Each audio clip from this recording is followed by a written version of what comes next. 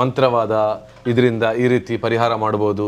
ಈ ವೈಜ್ಞಾನಿಕ ಅಂದರೆ ಈಗದ ಯುಗದಲ್ಲಿ ಇದನ್ನೆಲ್ಲ ಜಾಸ್ತಿ ನಂಬ್ತಾರೆ ಅಂತ ಕೂಡ ಹೇಳೋಕ್ಕಾಗಲ್ಲ. ನಾನು ಮುಂದೆ ಗ್ರಹಣದ ಒಂದು ವಿಡಿಯೋ ಹಾಕಿದಾಗ ಈ ಕಾಲದಲ್ಲೂ ಕೂಡ, ಈ ಕಲಿಯುಗದಲ್ಲೂ ಕೂಡ ಇದನ್ನು ನೀವು ನಂಬ್ತಿರಲ್ಲ ಅಂತ ಕೇಳುವಂಥವ್ರು ಇದ್ದಾರೆ. ಚಂದ್ರನ ಮೇಲೆಯೇ ವ್ಯಕ್ತಿಗಳು ಹೋಗೋರು ಇದ್ದಾರೆ. ಇನ್ನು ಚಂದ್ರಗ್ರಹಣ ಎಲ್ಲ ಇದೆಯಾ, ಇದನ್ನೆಲ್ಲ ಯಾಕೆ ನಂಬ್ತೀರಾ, ಯಾಕೆ ಆಚರಣೆ ಮಾಡ್ತೀರಾ ಅಂತ. ಇದಕ್ಕೆ ನೇರವಾಗಿ ನಾನು ನಿಮ್ಮ ಜೊತೆ ಕೇಳುವ ಒಂದು ಪ್ರಶ್ನೆ ಅಂತ ಹೇಳಿದರೆ, ಈ ಮಂತ್ರಕ್ಕೆ ಮಾವಿನಕಾಯಿ ಉದುರಬಹುದಾ ಅಂತ ಹೇಳುವಂಥ ಒಂದು ಗಾದೆ ಮಾತು ಕೂಡ ಉಂಟು. ಇದನ್ನು ಹೇಗೆ ನೀವು ವ್ಯಾಖ್ಯಾನಿಸ್ತೀರಿ? ಉದುರಿಸಿ ಪೆಟ್ಟು ತಿಂದ ಅವನು ಅದನ್ನು ಹೇಳ್ತಾನೆ. ಯಾಕಂದ್ರೆ ಕೇಳಿದ್ರೆ ಅಡಿಗೆ ಬಿದ್ದರೂ ಮೂಗು ಮೇಲು ಅಂತ ಇರ್ತದೆ. ಮಂತ್ರದಲ್ಲಿ ಯಾವುದು ದೈವಾಧೀನಂ ಜಗತ್ ಸರ್ವಂ. ಹಾಗಾದರೆ ಬ್ರಹ್ಮಕಲಶ ಮಾಡುವುದು ಯಾಕೆ? ದೇವರನ್ನು ಒಳಗಿಟ್ಟರಾಗೋದಿಲ್ವಾ? ಅಯೋಧ್ಯೆಯಲ್ಲೆಲ್ಲ ಮಾಡಿದರು ಯಾಕೆ? ಕಾಶಿ ವಿಶ್ವನಾಥ ಇವರಿಗೆಲ್ಲ ಪೂಜೆ ಯಾಕೆ? ಕಾಶಿ ವಿಶ್ವನಾಥ ಓಕೆ, ಒಂದು ಸ್ಟ್ಯಾಚ್ಯೂ ಆಗಿ ಒಂದು ಇದ್ದುಕೊಂಡು ಶೋರೂಮಲ್ಲಿ ಇಡ್ಬೋದಲ್ವಾ? ಯಾಕೆ ಆ ಮಂತ್ರ ಪಠನ ಗಿಡನ ಎಲ್ಲ? ದೈವಾಧೀನಂ ಜಗತ್ ಸರ್ವಂ. ಇಡೀ ಜಗತ್ತೇ ದೇವರ ಕೈಯಲ್ಲಿ ಇರೋದು. ಜಗತ್ತೇ ದೇವರ ಕೈಯಲ್ಲಿ ಇರೋದು. ದೈವಾಧೀನಂ ಜಗತ್ ಸರ್ವಂ ಮಂತ್ರಾಧೀನಂತ ದೈವತ. ಮಂತ್ರದ ಅಧೀನದಲ್ಲಿ ಇರೋದು. ಬಟ್ರೆ ನೀವು ಹೇಳೋದು ಸುಳ್ಳು, ಸರಿ ಓಕೆ, ನಮ್ಮ ಹಣೆ ಬರ. ನಿಮಗೆ ಹೇಳುವ ಯೋಗ, ನಮಗೆ ಕೇಳುವ ಯೋಗ. ಮತ್ತು ಕಾರಣ ಅವರಿಗೆ ನೆಕ್ಸ್ಟ್ ಫರ್ದರ್ ಏನು ಅಂತ ನಮಗೆ ಗೊತ್ತಿರುತ್ತೆ. ನಾವು ಅದನ್ನು ಎಕ್ಸ್ಪ್ಲೈನ್ ಮಾಡಲಿಕ್ಕೆ ಹೋಗೋದಿಲ್ಲ. ಅದು ಪ್ರೇತ ಹೇಳೋದು 100ರಲ್ಲಿ 100 ಉಂಟು. ನಂಬುವವರು ನಂಬ್ತಾರೆ, ನಂಬದವರು ಬಿಡ್ತಾರೆ. ಅದು ಅವರವರ ಭಾವನೆಗೆ ಬಿಟ್ಟಂತಹ ವಿಚಾರ. ಇವತ್ತು ಮೋಕ್ಷ ಇಲ್ಲ ಇದ್ರೆ ನನಗೆ ಬಂದು ಉಪಯೋಗ ಕೊಡ್ತೇವೆ. ಜಾಮೀನು ನಾನಲ್ಲ ಕೋರ್ಟಲ್ಲಿ. ಇದೆ ಕೋರ್ಟಲ್ಲಿ ಯಾರಿಗೆ ಜಾಮೀನು ಕೊಡ್ತೇವೆ ಅವನು ಕೋರ್ಟಿಗೆ ಬರದೇ ಇದ್ದರೆ ಜಾಮೀನು ಕೊಟ್ಟವನಿಗೆ ಪ್ರಾಬ್ಲಮ್ ಅಲ್ಲ. ನಾವು ಅದಕ್ಕೆ ಅಲ್ಲಿಯೇ ತಪ್ಪಿಸಿದ್ರೆ. ಹಾಗೆ ಪ್ರೇತ ಹೇಳುವುದು ಏನು ಕೇಳಿದರೆ ಉಂಟು. ಯಾಕೆ ಉಂಟು, ಯಾಕೆ ಉಪದ್ರವ ಕೊಡ್ತದೆ, ಯಾಕೆ ಸಾಯ್ತಾನೆ, ಸತ್ತವನ ಹತ್ರ ಮಾತನಾಡಬೇಕು. ಅದೇ ಪರಕಾಯ ಪ್ರವೇಶ. ಈಗ ದೋಷ ಇದೆ, ಅದನ್ನು ಪರಿಹಾರ ಮಾಡಬೇಕು ಅಂತ ಹೇಳಿ ನಿಮ್ಮ ಬಳಿಗೆ ಬರ್ತಾರೆ. ಅದನ್ನು ಅಷ್ಟು ಸರಿಯಾಗಿ ನಾವು ಮಾಡದಿದ್ರೆ ಅವನಿಗಿರುವಂಥ ದೋಷ ಯಾರು ಪರಿಹಾರ ಮಾಡಲಿಕ್ಕೆ ಕೂತ್ಕೊಳ್ತಾರೆ ಅವರಿಗೆ ಬರ್ತದೆ, ಬರಲೇಬೇಕು. It is the sure. ತಂದೆಯ ತಲೆಯನ್ನು ಮಗನ ತಲೆಗೆ ಇಡ್ಲಿ ಅಂತ ಇಟ್ಟ ತಕ್ಷಣ ಟಕ್ಕ ಬೀಳ್ತಾನೆ ಅವನು. ಆ ಶಕ್ತಿ ಇವನಿಗೆ ಟ್ರಾನ್ಸ್ಫರ್ ಆಗ್ತದೆ. ಹೌದಲ್ಲ?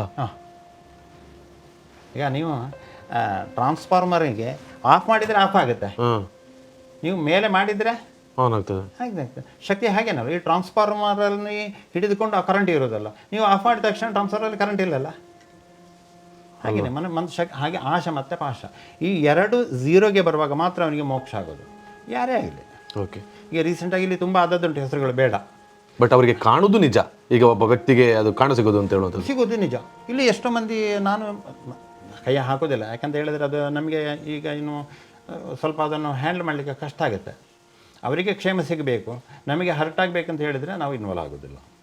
ಇಲ್ಲ ತುಂಬ ಮಂದಿ ಎಲ್ಲ ಬಂದು ರಾತ್ರಿಯಲ್ಲಿ ಕಾರಲ್ಲಿ ಎಲ್ಲ ಹೊತ್ಕೊಂಡು ಬರ್ತಾರೆ, ಹಗ್ಗದಲ್ಲಿ ಕಟ್ಟಿ ಒಂದು ಆನೆಯ ಹಗ್ಗ ಕಟ್ಟಿಕೊಂಡು ಬರ್ತಾರೆ. ನಾನು ಹೇಳ್ತೇನೆ ಅಲ್ಲಿ ಬರುವಾಗ ಬಿಡಿ ಅಂತ, ಹಗ್ಗ ಎಲ್ಲ ತೆಗೀರಿ ಅಂತ ಹೇಳ್ತೇನೆ. ಆರಾಮ ಬರ್ತಾನೆ ನನ್ನ ಹತ್ರ.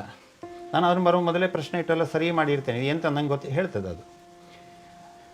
ಅದು ಬಂದ ತಕ್ಷಣ ಇವನಿಗೇನು ಕೇಳಿದರೆ ಎಲ್ಲ ನೋಡ್ತಾನೆ, ನಿಮ್ಮನ್ನು ಎಂಥದ್ದು ಮಾಡಲಿಕ್ಕೆ ಆಗೋದಿಲ್ಲ, ಸುತ್ತಮುತ್ತ ಎಲ್ಲ ಜನ ಇದ್ದಾರಲ್ಲ ಅಂತ. ಆಗ ಮಾತ್ರ ನನಗೆ ಗೊತ್ತು ನಾನು ಅನುಷ್ಠಾನ ಮಾಡಿದ ಶಕ್ತಿಗಳನ್ನು ನಾನು ಸೇಫ್ ಮಾಡ್ತಿದ್ದೆ. ಹೌದಲ್ಲ? ಓಕೆ. ನಾನು ಗೊತ್ತಾಯ್ತು ನಿಮಗೆ ಎಷ್ಟು ತಿಂಗಳಿಗೆ ಒಂದು 10-20 ಕೇಸ್ ಮಾಡ್ತೇನೆ. ಕೊನೆಗೆ ಗೊತ್ತಾಯ್ತು, ನನಗೆ ಗೊತ್ತಿಲ್ಲ ಮಾರೆ, ನಾನು ಬೇಜಿ ಪಾಪದವನಲ್ಲ, ನೀನು ತ್ರಿಕಾಲಜ್ಞಾನ ಹೀಗೆಲ್ಲ ಹೇಳ್ತೇವೆ ನಾವು. ಅದನ್ನು ಇಂಟ್ರೊಡ್ಯೂಸ್ ಮಾಡಿಕೊಡೋದು. ಕೊನೆಗೆ ನಿನಗೆ ಎಂತ ಆಗಬೇಕು, ನನಗೆ ಹೀಗೆ ಆಗುತ್ತೆ, ಸರಿ ಓಕೆ, ನೀನು ಮಾಡ್ತೇನೆ, ಒಂದು ತಿಂಗಳು ಟೈಮ್ ಕೊಡು, ಆಮೇಲೆ ಮಾಡ್ತೇನೆ. ಒಂದು ತಿಂಗಳವರೆಗೆ ಝೀರೋದಲ್ಲಿ ಇರುತ್ತೆ. ಒಂದು ತಿಂಗಳಾಗುವ ನಾನು ಪಾರ್ಟಿಯಲ್ಲಿ ಹೇಳ್ತೇನೆ ಈ ಥರ ಎಲ್ಲ ಮಾಡಿಕೊಂಡು ಬನ್ನಿ ಅಂತ. ಅವ್ರು ಮಾಡದಿದ್ದರೆ ನಾನು ಒಂದು ವೇಳೆ ಮಾಡುತ್ತೇನೆ ರಿಪೀಟ್ ಇವನಿಗೆ ಹಿಡಿಬೇಕು ಅಂತ ಹೇಳ್ತೇನೆ. ಯಾಕೆ ಹೇಳ್ತೇನೆ ಹೇಳಿ? ಹೌದು. ಇಲ್ಲ ಇದ್ರೆ ಅದು ಮೋಕ್ಷ ಇಲ್ಲ ಇದ್ರೆ ನನಗೆ ಬಂದು ಉಪಯೋಗ ಬರ್ತದೆ. ಜಾಮೀನು ನಾನಲ್ಲ ಕೋರ್ಟಲ್ಲಿ. ಇದೆ ಕೋರ್ಟಲ್ಲಿ ಯಾರಿಗೆ ಜಾಮೀನು ಕೊಡ್ತೇವೆ ಅವನು ಕೋರ್ಟಿಗೆ ಬರದೇ ಇದ್ದರೆ ಜಾಮೀನು ಕೊಟ್ಟವನಿಗೆ ಪ್ರಾಬ್ಲಮ್ ಅಲ್ಲ. ನಾವು ಅದಕ್ಕೆ ಅಲ್ಲಿಯೇ ತಪ್ಪಿಸಿದ್ರೆ. ಹಾಗೆ ಪ್ರೇತ ಹೇಳುವುದು ಏನು ಕೇಳಿದರೆ ಉಂಟು. ಯಾಕೆ ಉಂಟು, ಯಾಕೆ ಉಪದ್ರವ ಕೊಡ್ತದೆ, ಯಾಕೆ ಸಾಯ್ತಾನೆ, ಸತ್ತವನ ಹತ್ರ ಮಾತನಾಡಬೇಕು. ಅದೇ ಪರಕಾಯ ಪ್ರವೇಶ ಅಂತ ಹೇಳೋದು.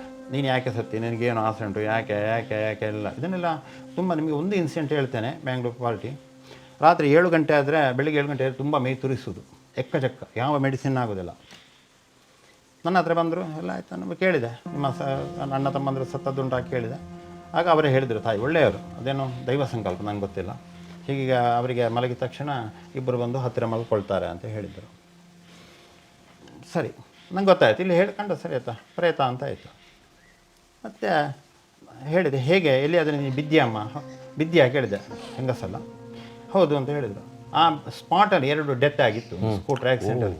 ಇವಳು ಸ್ಕೂಟಿಯಲ್ಲಿ ಹೋಗುವಾಗ ಇವಳು ಬಿದ್ದಳು, ಇವಳನ್ನು ಹಿಡ್ಕೊಂಡಿತ್ತು.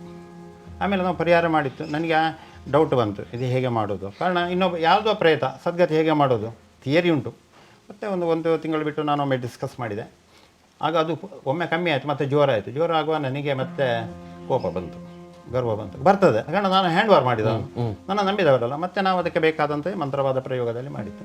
ಅವಳು ನನಗೆ ಬೆಳಿಗ್ಗೆ ಅವರು ನನಗೆ 9 ಗಂಟೆಗೆ ಫೋನ್ ಮಾಡಬೇಕು ಹೇಗೆ ಉಂಟು ಅಂತ. ಮತ್ತು ಆ ವಾಮಾಚಾರಕ್ಕೆ ಬೇಕಾದಂಥ ಆ ಶಕ್ತಿಗೆ ಬೇಕಾದ ಪ್ರಯೋಗ ಮಾಡಿದಾಗ ಅಲ್ಲಿ 0ಗೆ ಬಂತು. ಮತ್ತು ಅದಕ್ಕೆ ಮೋಕ್ಷ ಮಾಡಿಬಿಟ್ಟೆ ಇಲ್ಲಿ ಮಂಗಳೂರಲ್ಲಿ. ಅದು ಮಾಡಬೇಕು ನಾನು. ಮಂತ್ರವಾದ ಎಲ್ಲರೂ ಮಾಡ್ತೇನೆ, ನಾನು ಕೂಡ ಮಂತ್ರವಾದ ವಿದ್ಯೆಯ ಮೂಲಕ ಈ ರೀತಿ ಎಲ್ಲ ಪರಿಹಾರವನ್ನು ಕೊಡ್ತೇನೆ ಅಂತೆಲ್ಲ ಸುಮಾರು ಕಡೆಗಳು ನಾನು ಬೋರ್ಡ್ಗಳಲ್ಲಿ ನೋಡಿದ್ದೇನೆ. ಆದರೆ ಇದನ್ನ ಜಾತಿಯ ವಿಚಾರದಲ್ಲಿ ನೋಡಿದರೆ ಯಾರೆಲ್ಲ ಮಾಡ್ಬೋದು ಅಂತ. ಅಲ್ಲ, ಜಾತಿಯಲ್ಲಿ ಕೇಳಿದರೆ ದಿವಾ ಕೀರ್ತ್ಯಾರ್ಚಿತ ದಿವ ಅಂದರೆ ಈ ಕೋಲ ಕಟ್ಟುವವರು ಮಾಡ್ಬೋದು. ಆಮೇಲೆ ಅವರ ಕೆಳಗಿನ ಜಾತಿಯವರು ಮಾಡ್ಬೋದು. ಅದಕ್ಕೆ ಕೆಳಗಿನ ಜಾತಿಯವರು ಅವರವರ ಸಂಪ್ರದಾಯಕ್ಕೆ ಸರಿಯಾಗಿ ಮಾಡಿಕೊಂಡು ಬರ್ಬೋದು. ಮತ್ತು ಒಳ್ಳೆಯ ಶಕ್ತಿಯನ್ನು ಯಾರ ಆರಾಧಿಸ್ತಾನೆ ಅವರು ಮಾಡಿಕೊಳ್ಬೋದು ಹೇಳತಕ್ಕಂಥ ಒಂದು ವಿಚಾರ. ಆದರೆ ಆ ಮಾಡಿದಾಗ ಏನು ಕೇಳಿದರೆ ಮಾಡಿದ ನಂತರದಲ್ಲಿ ಅವನು ಉತ್ತರ ಕೊಡಬೇಕು. ಮಂತ್ರವಾದ ಮಾಡೋದು ಇಲ್ಲಿ ನಮ್ಮ ಹತ್ರ ತುಂಬ ಮಂದಿ ಹೇಳ್ತಾರೆ, ಎಂತ ಬೆಟ್ರೆ ಮಂತ್ರವಾದ ಮಾಡೋದು, ಅದೊಂದು 4 ಕುಂಬಳಕಾಯಿ 4 ಲಿಂಬೆ ಹುಳಿ 2 ತೆಂಗಿನಕಾಯಿ ಅವನ ಮನೆಯಲ್ಲಿ ಹಾಕಿದರೆ ಮತ್ತೆ ಹಾಗೆ ಮಾಡಲಿಕ್ಕೂ ಬಾರದು, ತಪ್ಪು. ಅದಕ್ಕಿಂತ ಅದು ಬೇರೆ ವಿಷಯ. ಹಾಗಿರುವಾಗ ಏನು ಕೇಳಿದರೆ ಇದರ ನಿಯಮಾದಿಗಳು ಯಾರೂ ಇದನ್ನು ಮಾಡಬಹುದು. ಅವರವರ ವಂಶ ಪಾರಂಪರ್ಯಕ್ಕೆ ಬೇಕು, ಬರ್ತಬೇಕು. ಕಾರಣ ಭಗವಂತ ಈಗ ಹೇಳ್ತಾನೆ ನಮ್ಮಲ್ಲಿ ಬ್ರಾಹ್ಮಣೋಸ್ಯ ಮುಖಾಮ ಸಿದ್ಬಾಹು ರಾಜನ ವೇದಗಳನ್ನು ಹೇಳ್ತಾನೆ. ಹಾಗೆ ಒಬ್ಬೊಬ್ಬರಿಗೆ ಒಂದೊಂದು ವಿಧವನ್ನು ಕೊಟ್ಟಿದ್ದಾರೆ. ವಾಲಗ ಓದುವ ನೀವು ಆಚಾರ್ಯ ಕೆಲಸ ಆಚಾರ್ಯ ಮಾಡಬೇಕು, ಮಡಿವಾಳನೇ ಮಾಡಬೇಕು. ಬ್ರಾಹ್ಮಣ ಹೋಗಿ ಮಡಿವಾಳ ಕೆಲಸ ಮಾಡಲಿಕ್ಕೆ ಆಗೋದಿಲ್ಲ. ಹಾಗೆಯೇ ಅವರವರ ಜಾತಿಗೆ ಒಂದೊಂದು ಪಂಬದರು, ಹೀಗೆ ತುಂಬ ಮಂದಿ ಪಾಣರು ಹೀಗೆಲ್ಲ ಅವರೆಲ್ಲ ಅದಕ್ಕೆ ಸಂಬಂಧಪಟ್ಟಂಥ ಶಕ್ತಿಗಳನ್ನು ಆರಾಧಿಸಿಕೊಂಡು ಅವರ ಅಜ್ಜ ನಾನು ನೋಡಿದ್ದೇನೆ. 10 years ಬ್ಯಾಕ್ 90 years ಆಗಿತ್ತು. ಅವ್ರ ಹತ್ರ ಕಂಠ ಉಂಟು, ಕರೆಕ್ಟ್ ಹೇಳ್ತಾರೆ. ಅವರೇನು ನನ್ನ ಹತ್ರ ಹೇಳಿದ್ರು, ಉಲ್ಲಯ ಅಂಕ ದಾಲ ಗೊತ್ತಿಜ್ಜಿ ನನ್ನ ಅಜ್ಜೇರಿ ಇಂಚೆ ಒಂಜಿ ಮಲ್ತೊಂದಿತ್ತೇರೆ ಯಾನ ಅಂಚೆನೆ ಮಲ್ಪನ ಉಲ್ಲಯ ಆಯ್ಕೊಂಜಿ ಎಡ್ಡೆ ಆವಡು ಈಗ ಕೈ ಮುಗಿತಾರೆ. ಆವಿಯಾ ಯಾತ್ ಮಲ್ಬೋದು ನೀನು ಅಜ್ಜರ ಬಂದಿರತ್ತ ಗ್ಯಾರಂಟಿ ಯಾರು ಎಡ್ಡೆ ಹಾಕೋರು. ಅಪ್ಪಣ ಹಿಂದಿನ ಕಾಲದಲ್ಲಿ 90 ಹೇಳಿದರೆ ಸಿದ್ಧ ಪುರುಷರು. ಹಾಗೆ ಯಾರ ಹತ್ರ ಮಾತನಾಡಲಿಕ್ಕಿಲ್ಲ. 1 ಕಿಲೋಮೀಟ್ರಲ್ಲಿ ಒಂದು ಮನೆ ಎಲ್ಲ ಕೂತ್ಕೊಂಡು ಭಗವಂತನ ಬಗ್ಗೆನೇ ಧ್ಯಾನ ಮಾಡಬೇಕು. ಯಾವ ದೇವರ ಬಗ್ಗೆ ಧ್ಯಾನ ಮಾಡಲಿಕ್ಕೆ ಜಾತಿ ಇಲ್ಲ, ಯಾರು ಮಾಡ್ಬೋದು. ಹಾಗಿರುವಾಗ ಅವನಿಗೆ ಅದು ಒಲಿದಿರುತ್ತದೆ, ಅವನ ಹಿಂದುಗಡೆ ಇರ್ತಾನೆ. ಅವನು ಮಾಡಿದಾಗ ಅದಕ್ಕೆ ಒಪ್ಪಿಕೊಳ್ತಾನೆ. ಅದಕ್ಕೆ ಬೇಕಾದ ಆಹುತಿ ಪೂಜಾ ಪುನಸ್ಕಾರ ಅವನ ಮನೆಯಲ್ಲಿ ಮಾಡ್ತಾನೆ. ಹಾಗೆ ಯಾರು ಮಾಡ್ಬೋದು, ಮಾಡೋದ್ರಲ್ಲೆಲ್ಲ ಮಾಡಿದಾಗ ಯಾರು ಮಾಡ್ಬೋದು ಅಂತ ಜ್ಯೋತಿಷಾಸ್ತ್ರದಲ್ಲೇ ಅದನ್ನು ನಿರ್ಣಯ ಮಾಡಬೇಕು. ಮಂತ್ರವಾದ ಇದರಿಂದ ಈ ರೀತಿ ಪರಿಹಾರ ಮಾಡ್ಬೋದು. ಈ ವೈಜ್ಞಾನಿಕ ಅಂದರೆ ಈಗದ ಯುಗದಲ್ಲಿ ಇದನ್ನೆಲ್ಲ ಜಾಸ್ತಿ ನಂಬ್ತಾರೆ ಅಂತ ಕೂಡ ಹೇಳೋಕ್ಕಾಗಲ್ಲ. ನಾನು ಮುಂದೆ ಗ್ರಹಣದ ಒಂದು ವಿಡಿಯೋ ಹಾಕಿದಾಗ ಈ ಕಾಲದಲ್ಲೂ ಕೂಡ ಈ ಕಲಿಯುಗದಲ್ಲೂ ಕೂಡ ಇದನ್ನು ನೀವು ನಂಬ್ತಿರಲ್ಲ ಅಂತ ಕೇಳುವಂಥವ್ರು ಇದ್ದಾರೆ.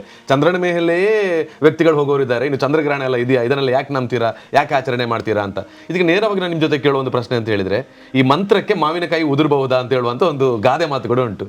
ಇದನ್ನು ಹೇಗೆ ನೀವು ವ್ಯಾಖ್ಯಾನಿಸ್ತೀರಿ ಅಂತ. ಉದುರಿಸಿ ಪೆಟ್ಟು ತಿಂದವನು ಅದನ್ನು ಹೇಳ್ತಾನೆ. ಯಾಕಂದ್ರೆ ಕೇಳಿದ್ರೆ ಅಡಿಗೆ ಬಿದ್ದರೂ ಮೂಗು ಮೇಲು ಅಂತ ಇರ್ತದೆ. ಮಂತ್ರದಲ್ಲಿ ಯಾವುದು ದೈವಾಧೀನಂ ಜಗತ್ ಸರ್ವಂ. ಹಾಗಾದರೆ ಬ್ರಹ್ಮಕಲಶ ಮಾಡುವುದು ಯಾಕೆ? ದೇವರನ್ನು ಒಳಗಿಟ್ಟರಾಗೋದಿಲ್ವಾ? ಅಯೋಧ್ಯೆಯಲ್ಲೆಲ್ಲ ಮಾಡಿದರು ಯಾಕೆ? ಕಾಶಿ ವಿಶ್ವನಾಥ ಇವರಿಗೆಲ್ಲ ಪೂಜೆ ಯಾಕೆ? ಕಾಶಿ ವಿಶ್ವನಾಥ ಓಕೆ, ಒಂದು ಸ್ಟ್ಯಾಚ್ಯೂ ಆಗಿ ಒಂದು ಇದ್ದುಕೊಂಡು ಶೋರೂಮಲ್ಲಿ ಇಡ್ಬೋದಲ್ವಾ? ಯಾಕೆ ಆ ಮಂತ್ರ ಪಠನ ಗಿಟನ ಎಲ್ಲ? ದೈವಾಧೀನಂ ಜಗತ್ ಸರ್ವಂ. ಇಡೀ ಜಗತ್ತೇ ದೇವರ ಕೈಯಲ್ಲಿ ಇರೋದು. ಜಗತ್ತೇ ದೇವರ ಕೈಯಲ್ಲಿ ಇರೋದು. ದೈವಾಧೀನಂ ಜಗತ್ ಸರ್ವಂ ಮಂತ್ರಾಧೀನಂ ಅಂತ ದೈವತ. ಮಂತ್ರದ ಅಧೀನದಲ್ಲಿ ಇರೋದು. ಈಗ ನಿಮ್ಮ ಅಡಿಕೆ ಮರ ಉಂಟು, ಅಡಿಕೆ ಮರ ನೋಡಿದರೆ ಅದು ಸ್ಟ್ರೈಟ್ ಇಷ್ಟು ಸಪರ ಇರುತ್ತೆ. ಒಂದು 50 kg ಮೇಲೆ ಹೋಗ್ತಾನೆ, ಅಷ್ಟನ್ನು ಕಂಟ್ರೋಲ್ ಮಾಡುತ್ತದೆ. ಯಾವುದು ಕೇಳಿದರೆ ಬೇರು ಅಲ್ವಾ? ಹಾಗಾದರೆ ಯಾವುದು ಬೇರೆ, ಯಾವುದು ಮಂತ್ರ ಅಂತ ಆಯಿತು. ಯಾವುದು ಮಾಡಿದರೂ ಅದಕ್ಕೆ ಮಂತ್ರ ಇಲ್ಲದಿದ್ದರೆ ಏನೂ ಆಗುವುದಿಲ್ಲ. ದೈವಾಧೀನಂ ಮಂತ್ರಾಧೀನಂತೂ ದೈವತಂ ತನ್ಮಂತ್ರಂ ಬ್ರಾಹ್ಮಣಾಧೀನಂ ಬ್ರಾಹ್ಮಣೋ ಮಮ ದೇವತ. ಮಂತ್ರ ಇಲ್ಲದಿದ್ದರೆ ಯಾವ ಕೆಲಸವೂ ಆಗುವುದಿಲ್ಲ. ಮತ್ತು ಮಂತ್ರದಲ್ಲಿ ನಿಮ್ಮ ಅಂಬಡೆ ಮಾವಿನಕಾಯಿ ಉದುರುತ್ತದೆ ಹೇಳಿದ್ರೆ ಅದಕ್ಕೆಲ್ಲ ಶಾಸ್ತ್ರ ಒಂದು ಹೇಳಿದ್ದಾನಂತೆ. ಯಾಕಂತ ಕೇಳಿದರೆ ಒಂದು ಕಡೆಯಲ್ಲಿ ಗಣಪತಿ ಹೋಮ ಆಗ್ತಾ ಉಂಟು 1008 ಕಾಯಿ. ಒಬ್ಬ ತುಂಬ ವೈಜ್ಞಾನಿಕ ಪ್ರಪಂಚದಲ್ಲಿ 2 ಉಂಟು ಹೇಳಿದಂತೆ. ಅದೆಲ್ಲ ಸುಮ್ಮನೆ ವೇಸ್ಟು, ಗಣಪತಿಯವರು ತಿಂತಾರಂತ. ಅದಕ್ಕೆ ಒಳ್ಳೆ ಭಟ್ರು ಹೇಳಿದ್ರಂತೆ, ಒಂದು ಕಣ್ಣು ಮುಚ್ಚಿ ಒಂದು ಕಣ್ಣು ತೆಗೆದು ನೋಡು ಮಗು ಅಂತ. ಹಾಗೆ ನೋಡಿದ ತಕ್ಷಣ ಗಣಪತಿ ತಿಂತಾ ಇದ್ದಾನಂತೆ. ಹೌದಾ? ಇವನ ಒಂದು ಕಣ್ಣು ಹೋಯಿತು. ಕಾರಣ ನಾವು ಈಗಲೂ ಹೇಳ್ತೇವೆ, ನಾವು ರೀಸೆಂಟ್ಲಿ ಆಗಿ ಕೆಲವು ಭಟ್ರೆ ನೀವು ಹೇಳೋದು ಸುಳ್ಳು, ಸರಿ ಓಕೆ, ನಮ್ಮ ಹಣೆ ಬರ, ನಿಮಗೆ ಹೇಳುವ ಯೋಗ, ನಮಗೆ ಕೇಳುವ ಯೋಗ. ಮತ್ತು ಕಾರಣ ಅವರಿಗೆ ನೆಕ್ಸ್ಟ್ ಫರ್ದರ್ ಏನು ಅಂತ ನಮಗೆ ಗೊತ್ತಿರುತ್ತೆ, ನಾವು ಅದನ್ನು ಎಕ್ಸ್ಪ್ಲೈನ್ ಮಾಡಲಿಕ್ಕೆ ಹೋಗೋದಿಲ್ಲ. ಇಂಥದ್ದು ಸಾವಿರಾರು ನಮ್ಮ ಅನುಭವ. ಅದಕ್ಕೆ ನಾವು ಏನು ಯಾರಾದರೂ ಬೈದರೆ ಆಯಿತು ಅಷ್ಟೇ ಅಲ್ಲ. ಓಕೆ, ನಂಬಿಕೆಯೇ ಜೀವನ. ನಂಬಿಕೆ ಜೀವನ. ಜೀವನ ಅಷ್ಟೇ. ನಂಬಿಕೆನೇ ಜೀವನ ಮಾಡುವ ಮೊದಲ ಯಾಕೆ ನಂಬಬೇಕಂತ ಅವನು ರಿಸರ್ಚ್ ಸ್ಟಡಿ ಮಾಡಬೇಕು. ಕರೆಕ್ಟ್. ಮತ್ತೆ ಈ ರೀತಿಯ ಪ್ರಶ್ನೆಗಳ ಮೇಲೆ ಪ್ರಶ್ನೆ ಹಾಕುವವರಿಗೆ ಉತ್ತರ ಕೂಡ ಜಾಸ್ತಿ ಕೊಡೋಕ್ಕಾಗಲ್ಲ. ಕಾರಣ ಅವನ ಪ್ರಶ್ನಾತೀತ ವ್ಯಕ್ತಿ. ಅವನ ಪ್ರಶ್ನೆಯಲ್ಲೇ ಅವನಿಗೆ ಪ್ರಶ್ನೆ ಇರ್ತದೆ. ಓಕೆ, ಉತ್ತರವನ್ನು ಕಂಡುಕೊಳ್ಳುವ ಪ್ರಯತ್ನ ಇಲ್ಲ. ಇಲ್ಲ. ಅದೇ ಮಂತ್ರದಿಂದ ಮಾವಿನಕಾಯಿ ಉದುರುತ್ತಾ ತೆಂಗಿನಕಾಯಿ ಉದುರುತ್ತಾ ಇಷ್ಟೇ ಇರುತ್ತೆ, ಬಟ್ ಅದು ಏನು ಅಂತ ಹೇಳುವಂಥದ್ರ ಬಗ್ಗೆ ತಿಳ್ಕೊಳ್ಳಿಕ್ಕೆ ಹೋಗಲ್ಲ. ನೀವು ಒಂದು ಅನುಭವ ಇಲ್ಲಿ ರೀಸೆಂಟ್ ಊರಿನ ಹೆಸರು ಇರ್ತದೆ, ದರಗುಡ್ಡೆ ಅಂತ ಉಂಟು ಕೆಲಬತ್ತಿಗೆ. 97 ಅಲ್ಲಿ ಅಲ್ಲಿ ಒಂದು ಗಣಪತಿ ಹೊರಗೆ ಇತ್ತು, ಕೆಲವು ಏನು ಪಣಪಿಲ ಅರಮನೆ ಹೆಸರು ಹೇಳ್ತೇನೆ, ನನ್ನ ಆತ್ಮೀಯರು. ಅಲ್ಲಿ ಒಂದು ಅಷ್ಟಮ ಪ್ರಶ್ನೆ ಆಯಿತು, ಮಂಗಳೂರಿನ ಯಾರೋ ಜ್ಯೋತಿಷವಿಗೆಲ್ಲ ಅವರು. ನಾನು ಹೇಳಿದೆ ಅವರ ಹತ್ರ ಎಂಥದ್ದು ನಾನು ಆಗ ನನಗೆ ಒಂದು 40-35 ವರ್ಷ ಪ್ರಾಯ, ಸ್ಪಿರಿಟ್ ನನಗೆ ಅಸ್ಟ್ರಾಲಜರ್ ಆಗಿ. ನಾನು ಹೇಳಿದೆ ಇಷ್ಟೇ, ಜ್ಯೋತಿಷ್ಯರೇ, ದೇವರಿಗೆ ಇಷ್ಟಂತಾದರೆ ಮನುಷ್ಯನು ಅಲ್ಲಿ ಹಿಂದೆ ಆನೆಗುಡ್ಡೆ ವಿಠಲ ದೇವಸ್ಥಾನ ಅಂತ ಈಗ ಜಾತ್ರೆ, ಅಲ್ಲಿ ಮೇಲಿಂದ ನೀರು ಬೀಳ್ತಾ ಉಂಟು. ಅಲ್ಲಿ ಒಂದು ಗಣಪತಿ ಇತ್ತು, ಅದನ್ನು ಏನು ಒಳಗೆ ತಂದಿಟ್ಟರೆ ಏನು ಕಾರಣವಶಾತ್ ಅದು ಬೇರೆ ವಿಷಯ, ದೇವರಿಗೆ ಕೂಡ ಪರಿವರ್ತನೆ ಇರುತ್ತೆ. ನಾನು ಹೇಳಿ ನಾಳೆ ಅದು ವೈಶಾಖ ಮಾಸ, ಮೇ ತಿಂಗಳು. ನನ್ನ ಹತ್ರ ಅಸ್ಟ್ರಾಲಜರ್ ಅವರು ಹೇಳಿದರು ಅಲ್ಲಿಯವರು. ನಾನು ಹೇಳಿದೆ ನನಗೆ ಹೆಂಡತಿ ಮಕ್ಕಳಿದ್ದಾರೆ, ಹೇಳಿದೆ ಗಣಪತಿಯನ್ನು ಹೊರಗೆ ತಂದು ಇಡಲಿಕ್ಕೆ ನನಗೆ ಒಂದು ಪ್ರತಿಷ್ಠಾತ ತಂದಿಟ್ಟು ನಾವು ಬೇಸಿಕ್ ನೋಡಬೇಕಲ್ವ, ಹಾಗೆ ಅಲ್ಲಿ ನೋಡಿ ಅಂತ ಹೇಳಿದ್ರು. ನಾಳೆ ಬೆಳಿಗ್ಗೆ ಮನುಷ್ಯ ನೋಡುವಾಗ ಅಥವಾ ತುಳಿನ ಕಾರ್ದಡಿ ತೋಜಿನಾಗ ನೀರು ಜತಂದು ಇತ್ತಂಡ ಗಣಪತಿಯಿಂದ ಎತ್ತದ್ದು ಪಿದೈ ದೀಪ, ದೇವರಲ್ಲಿ ಪ್ರಾರ್ಥನೆ ಇರ್ತದೆ. ಮರು ದಿವಸ ನಿಮಗೆ ನೋಡುವಾಗ ಈಗಲೂ ಯಾರು ಡೌಟ್ ಬಂದರೆ ಅಲ್ಲಿ ಹೋಗಿ ಕೇಳ್ಬೋದು. ನಾಗರಾಜ್ ಭಟ್ರು ಅಂತಿದ್ದಾರೆ ಅಲ್ಲಿ ಅರ್ಚಕರು ಉಂಟು, ನೋಡುವಾಗ ನೀರು ಇಳಿತಾ ಉಂಟು.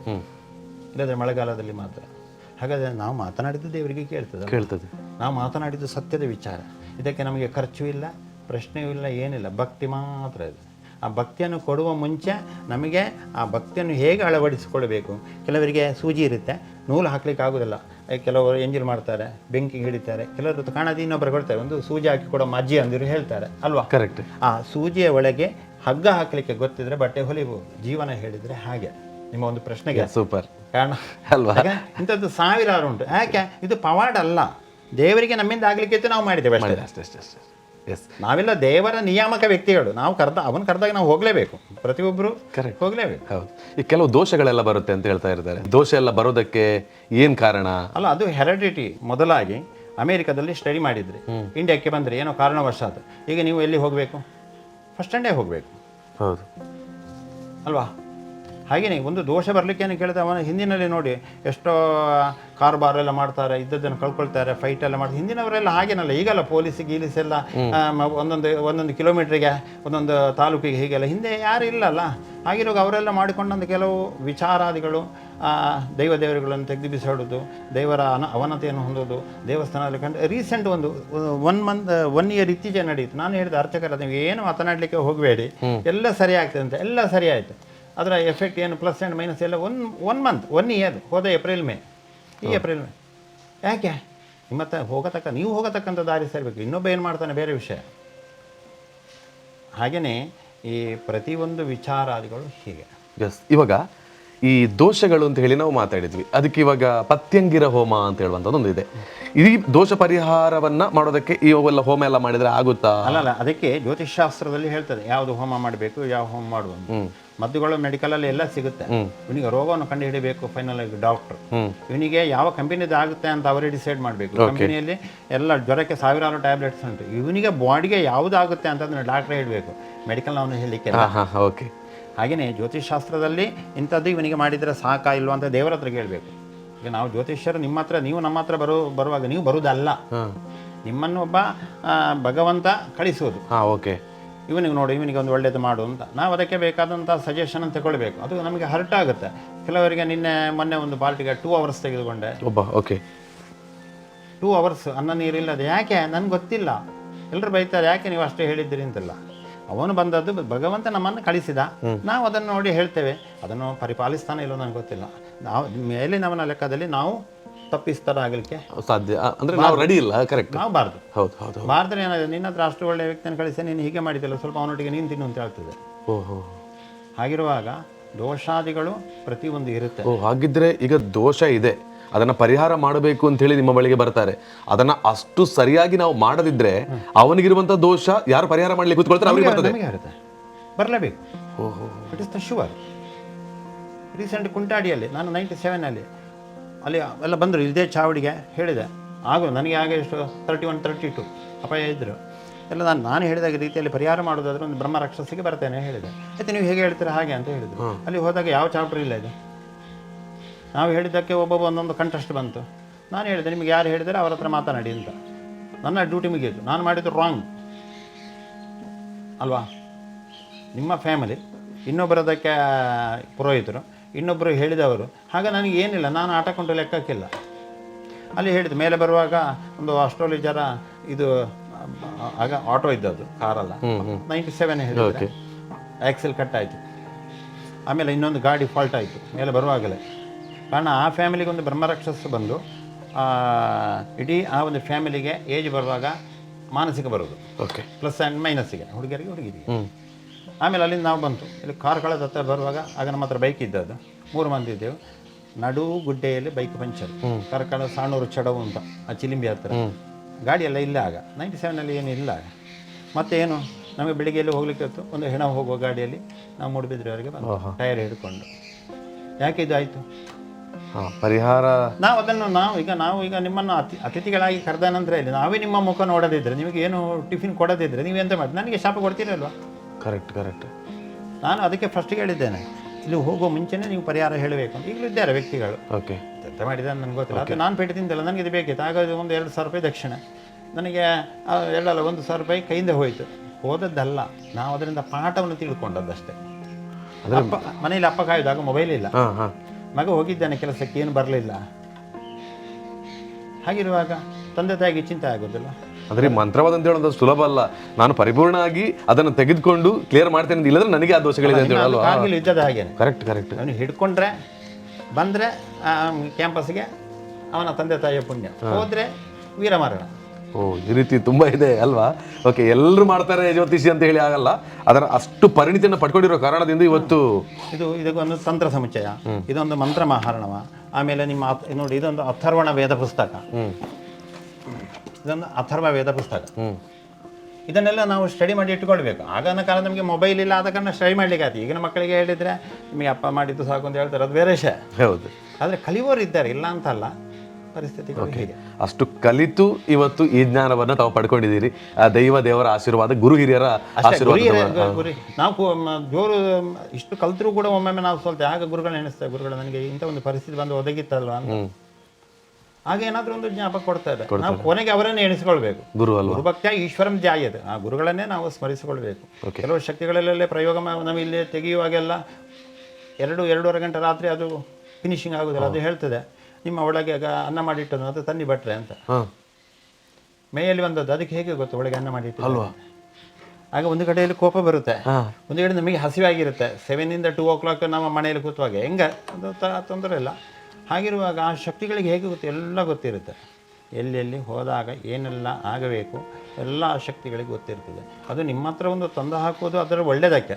ಅದನ್ನು ಯಜಮಾನ ಪರಿಪಾಲಿಸದಿದ್ದಾಗ ಅವನಿಗೆ ಮತ್ತೆ ಡಬಲ್ ಎಫೆಕ್ಟ್ ಬಂದೇ ಬರುತ್ತೆ. ಓಕೆ, ಕರೆಕ್ಟಾಗಿ ಒಂದು ಮುಕ್ತಿ ಒಂದು ಪ್ರೇತಕ್ಕೆ ನಾವು ಕೊಟ್ಟರೆ, ಅದಕ್ಕೆ ಬೇಕಾಗಿರುವಂಥ ಶಾಂತಿ ಎಲ್ಲನೂ ಮಾಡಿ ಬಿಟ್ಟರೆ ಅದು ನಮ್ಮನ್ನು ಕಷ್ಟದ ಸಂದರ್ಭದಲ್ಲಿ ಕಾಪಾಡ್ತದಂತ. ಹೌದು, ಅದೇ ಪ್ರೇತ ಕುರಿಯ ತನಯ ವಿಹನನಂ.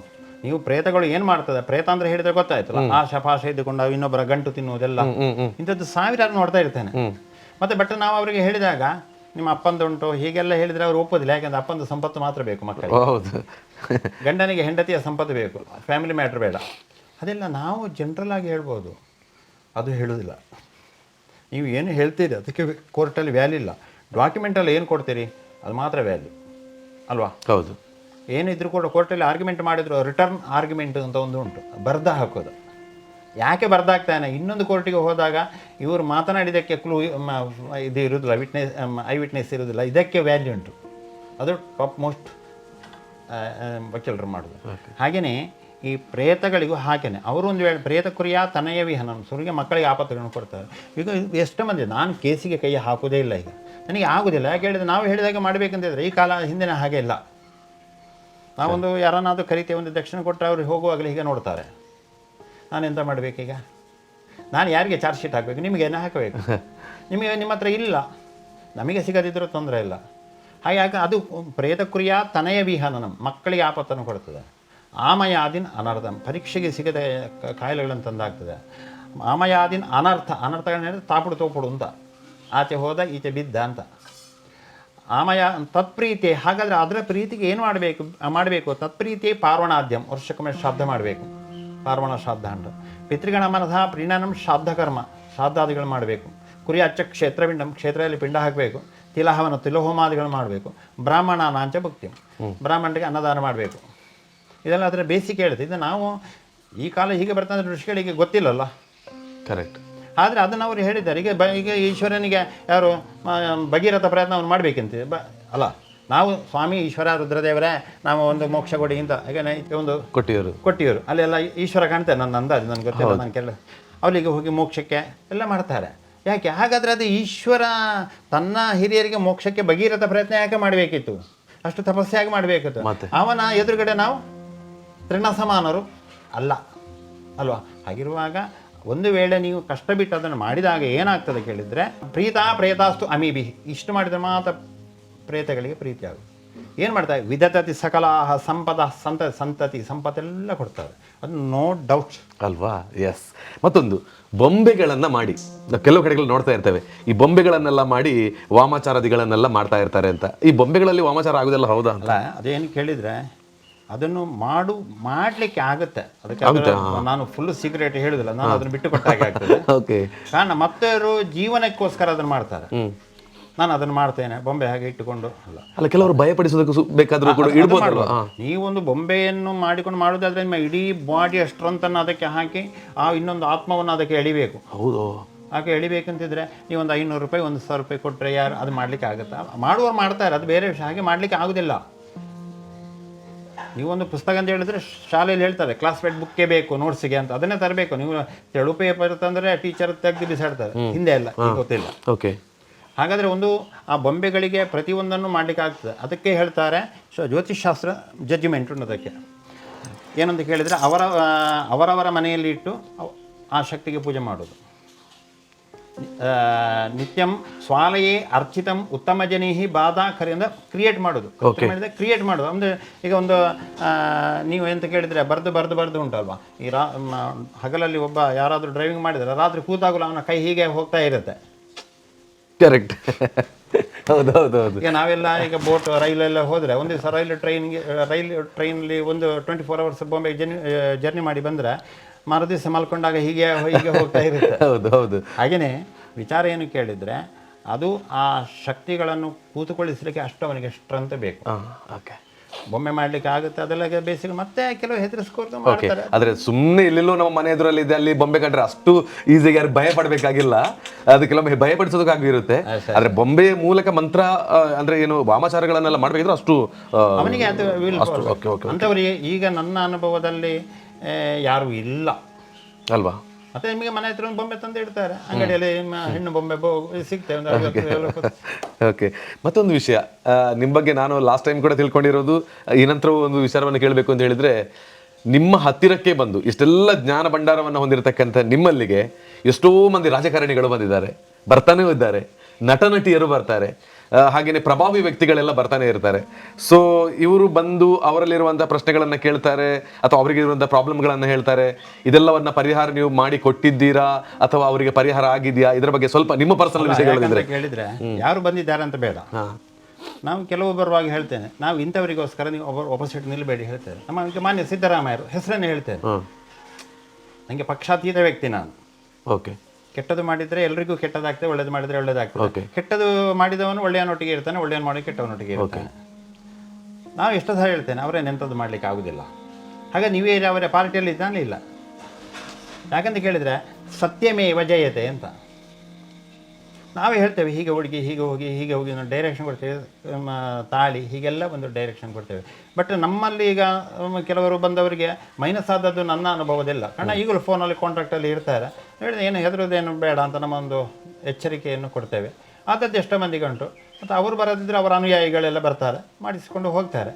ನಾವು ಬರೋದು ಬೇಡ ಅಂತ ಹೇಳಲಿಕ್ಕೆ ಆಗೋದಿಲ್ಲ. ಓಕೆ.